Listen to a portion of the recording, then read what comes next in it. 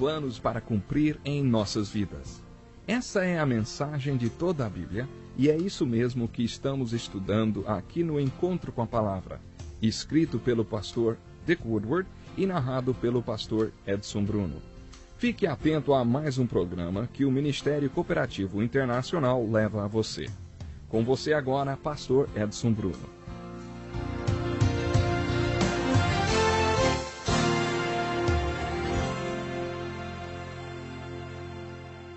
Bem-vindo ao programa Encontro com uma Palavra. Continuamos a nossa pesquisa no Antigo Testamento. E eu sou muito feliz que você esteja comigo acompanhando esse estudo. Já completamos o livro de Êxodo e agora vamos iniciar o estudo no livro de Levítico. Pessoas que estudam a Bíblia consideram o livro de Levítico como sendo um livro de difícil interpretação. Como já dissemos antes, estas pessoas que começam a ler a Bíblia o fazem muito bem até chegar à última terça parte do livro de Êxodo, quando chegam nas especificações do tabernáculo no deserto. Isso aí reduz a velocidade do estudo e então, quando chegam no livro de Levítico, desistem de tentar entender a Bíblia. A palavra Levíticos significa aquele que pertence aos levitas. Os levitas eram os sacerdotes. Para entender o livro de Levíticos, é absolutamente essencial que você entenda aquele pequeno tabernáculo no deserto, como foi chamado. Bom, eu já disse antes, a palavra tabernáculo significa tenda. Esta era uma tenda, uma pequena tenda no deserto, a qual Deus ordenou Moisés para construir. Era uma tenda de adoração. Primeiro, ela tinha uma pequena cerca em sua volta. Isso se assemelha a uma cerca de tela que conhecemos. Como eu já disse antes, você não ficaria muito impressionado se visse essa tenda. A área dentro da cerca era o pátio. Mais tarde, o templo de Salomão foi construído nesse mesmo padrão. O pátio media 5 hectares e meio. Foi nesse pátio que mais tarde Jesus virou as mesas dos negociantes que profanavam este lugar tão santo fazendo lá seus negócios. Mas na tenda de adoração o pátio não era tão grande. Não passava dos 14 metros de largura. Se o pecador quisesse o perdão de Deus, ele iria para a tenda e então o sacerdote o encontraria no portão do pátio. Existiam lá algumas mobílias que possuíam um profundo significado. A primeira mobília era chamada de altar de bronze. Era como uma grande churrasqueira. Mas, claro, isto era muito sagrado. Durante todo o tempo o fogo era mantido aceso naquele lugar. O propósito desse altar de bronze era para sacrificar o animal que o pecador trazia para poder receber o perdão de seus pecados. Enquanto o pecador ficava no portão do pátio, o animal era colocado no altar de bronze. Ele jamais poderia entrar na tenda de adoração. No compartimento onde Deus se fazia presente, o pecador nunca poderia entrar. Quem entrava no lugar do pecador era o sacerdote. Primeiro de tudo, o sacerdote colocava o animal do sacrifício no altar de bronze, enquanto a fumaça do sacrifício subia até Deus. Então o sacerdote ia para a próxima mobília, que era o lavatório. O lavatório era composto de uma grande bacia. Esta mobília era muito bonita e sofisticada.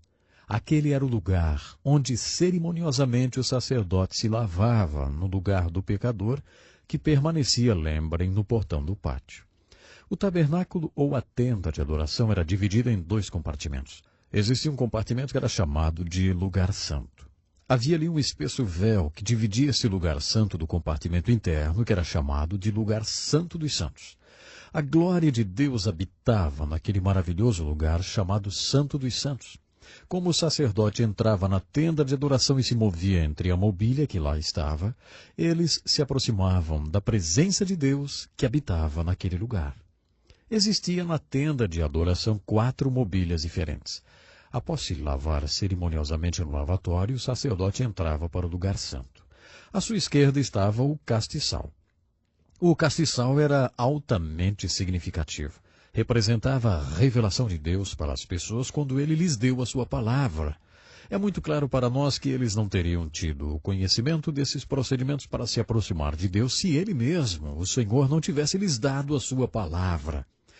Assim, o sacerdote diante do castiçal agradecia ao Senhor por ele ter revelado ao pecador, que ainda estava lá no pátio, que através de sua misericórdia ele poderia se achegar a Deus, ter o perdão e ter restaurada sua comunhão com Deus.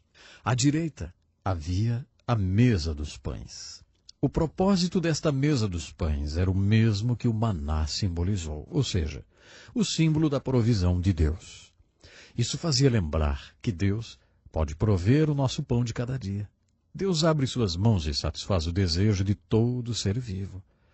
Ele pode nos dar o pão e a carne na estação devida. Esse era o propósito da mesa dos pães. À frente da espessa cortina que bloqueava o lugar santo dos santos estava o altar de incenso. Nesse altar, o sacerdote fazia uma poderosa oração intercessória pelo pecador que estava aguardando lá no portão do pátio.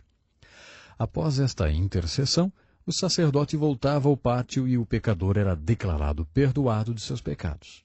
Ali, o sacerdote conhecia o próximo pecador que havia ido buscar o perdão de seus pecados e o procedimento era repetido.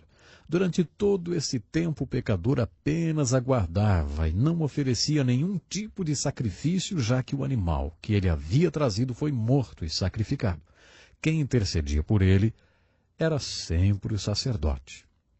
Uma vez por ano, todas as pessoas se reuniam em volta da tenda de adoração. Nesta ocasião, o sumo sacerdote passava pelo véu e entrava no lugar santo dos santos oferecendo um sacrifício de sangue para o perdão dos pecados de todas as pessoas. Essa era uma ocasião muito especial. Isso acontecia apenas uma vez por ano. Diariamente o sacerdote somente ia até o altar de incenso.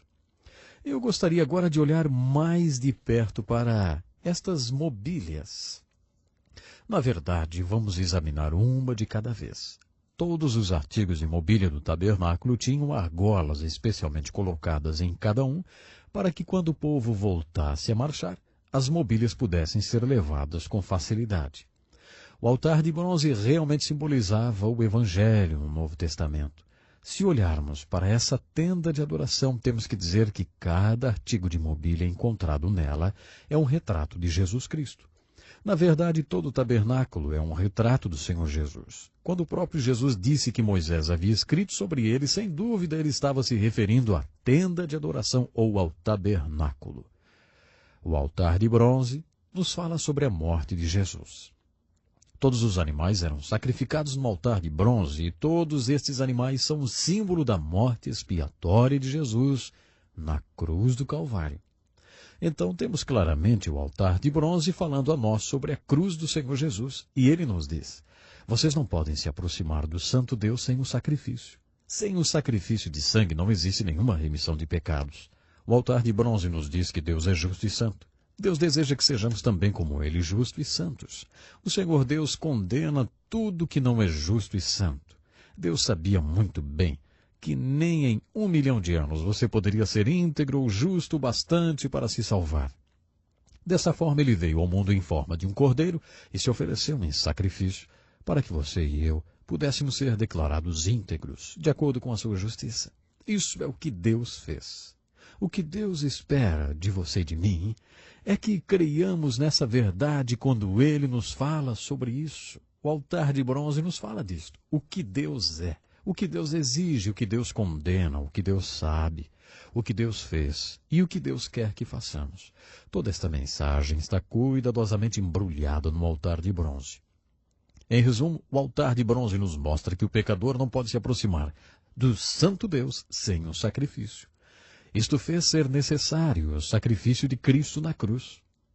O artigo a qual chamamos de lavatório, onde o sacerdote ia cerimoniosamente se lavar antes de entrar no lugar santo, está dizendo para nós o que a Bíblia diz em muitos lugares. Quem entrará no santuário do Senhor? Quem tem as mãos limpas e um coração puro. Comunhão com Deus. Este é o último objetivo da tenda de adoração. Tudo se move para esta direção. A Bíblia muitas vezes compara a comunhão com Deus com uma refeição. Eu estou à porta e bato. Se alguém ouvir a minha voz e abrir a porta, eu entrarei com ele e cearei com ele e ele comigo. Aqui Jesus fala de comunhão com Deus como se fosse um grande jantar. E ele nos diz que Deus está convidando pessoas para esse jantar. As pessoas estão sempre achando desculpas. Ou é o trabalho, ou a mulher que se casaram, ou enfim, o mundo em que vivem, ou é o marido, enfim. O fato é que sempre estão achando desculpas. Não querem vir e participar desse banquete. Comunhão com Deus é descrita como um banquete ou lavatório. Está dizendo para nós o que nossa mãe nos dizia quando éramos crianças. Ei, lavem suas mãos antes de virem para a mesa. Lave-as antes de você vir para o jantar. Antes de você vir para ter comunhão com Deus, você tem que ser lavado e limpo antes de você vir para ter comunhão com Ele. Esta era a mensagem do lavatório. Na sala superior, Jesus estava lavando os pés dos apóstolos. Você lembra disso? Após ele ter lavado os pés de 6 discípulos, ele chegou para lavar os pés de Pedro. Você sabia que o mestre foi exatamente para ter a oposição de Pedro? Pedro foi bem claro ao perguntar: você está vindo para lavar os meus pés? O Senhor poderia ter dito: bem, Pedro, isso é exatamente o que eu vou fazer. Eu já lavei os pés de 6 homens aqui e agora é a sua vez. É exatamente isso. Eu estou vindo para lavar os seus pés, Pedro, então fique quieto. Mas o Senhor foi muito gracioso e paciente. Ele teve um grande diálogo com Pedro. Ele disse: agora você não entende o que eu estou fazendo, mas você entenderá isso mais tarde. Foi aí que Pedro disse: você nunca vai lavar os meus pés. E Jesus então finalizou dizendo: bom, se eu não lavar os teus pés, você não terá parte comigo em meu reino. Esta é uma grande verdade. Se eu não lavar você continuamente, então você não tem parte comigo, você não tem nenhuma comunhão comigo. Isto é o que Jesus estava querendo dizer. Quando Pedro ouviu aquilo, e você conhece muito bem o impulsivo Pedro, não? Ele disse: então eu quero um banho completo, lave a minha cabeça, minhas mãos, me lave por inteiro. Se isso é necessário para eu ter comunhão contigo, eu quero tomar um banho agora. Lava-me todinho. Bom, ali o Senhor deu um grande ensinamento. Ele disse: Pedro, quando um homem tomar banho fora de casa, na volta ele sujará seus pés, porque eles estarão úmidos. Então, quando ele chegar na sua casa, não vai precisar outro banho completo, apenas lavará os seus pés. O que o mestre estava se referindo era o banho da regeneração. Tendo tomado o banho da regeneração, como caminhamos através desse mundo, nossos pés ficam sujos. Dessa forma, temos que continuamente lavá-los. A Bíblia nos diz: a lavagem pela palavra de Deus. Ela pode nos lavar diariamente. Ou, em outras palavras, através da leitura e da meditação na palavra de Deus, permitiremos este poder transformador atuar em nossas vidas diariamente. Isto é o que simbolizou o sacerdote quando foi para o lavatório e lá, com grande cerimônia, lavou-se a si mesmo enquanto o pecador aguardava no pátio do tabernáculo. O nosso tempo já acabou hoje. No próximo programa, por favor, esteja comigo. Vamos continuar a nos mover através da tenda de adoração ou tabernáculo, considerando cada mobília e o seu significado para o povo de Deus através de uma aplicação devocional que nos leva para mais perto de nosso santo Deus. Até lá, então. Que lição importantíssima. Obrigado, pastor Edson Bruno. Prezado ouvinte, coloque em prática o que você ouviu aqui. Sem dúvida, sua vida será grandemente abençoada. Este é um estudo escrito pelo Dr. Dick Woodward, na voz do pastor Edson Bruno. Escreva-nos e solicite o material. Nosso endereço é Encontro com a Palavra, Caixa Postal 2011, CEP 89201-970, Joinville, Santa Catarina. Até o nosso próximo Encontro com a Palavra.